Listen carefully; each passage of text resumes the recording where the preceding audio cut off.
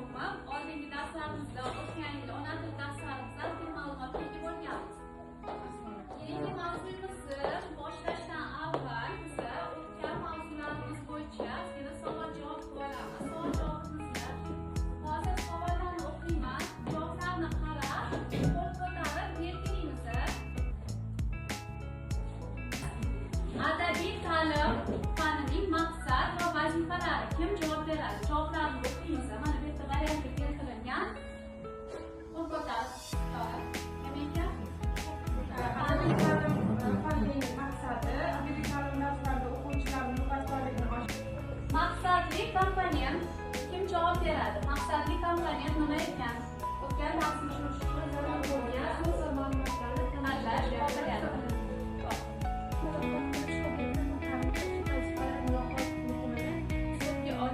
Ta'kidlash. To'g'ri.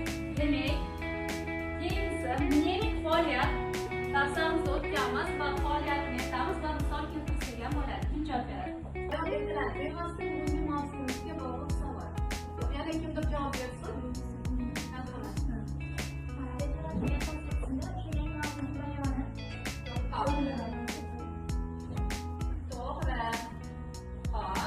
Demek darsimizni takrorlab oldik. Endi bugungi mavzuyimizni boshlaymiz.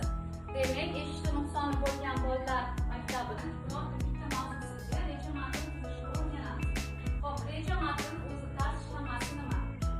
Dars ishlamasi avvalo bu o'quvchini dars maqsadi, dars turi, dars jihozlari, darsning borishi, baholash va uyga vazifa. Qanday aytganman, darslardan gapirganman, baholash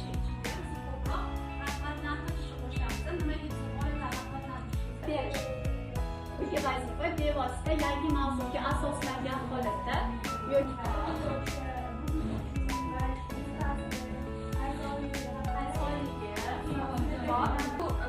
qog'oz orqasiga rasmlar berilgan. Rasmlarga qaysi harf yashiringan? Qaysi harfdan o'sha rasm chizilgan?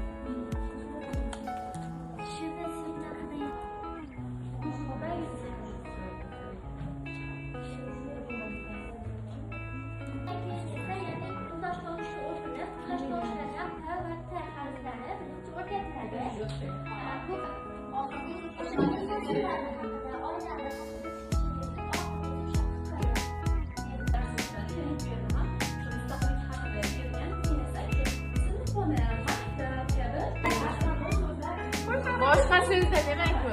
Unda bormi? Madaniyat ekan. Holda boshimda mavzularroq pastki qismi bo'sh qoladi. Meni topish osonroq. Emasmi? Qanday boshlanaman gap? bitta chizgidan boshlanaman.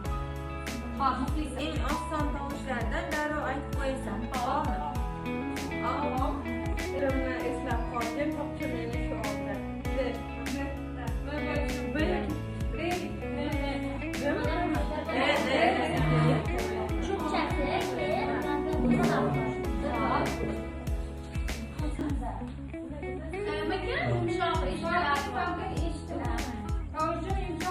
So'z boshida o'rtasida meni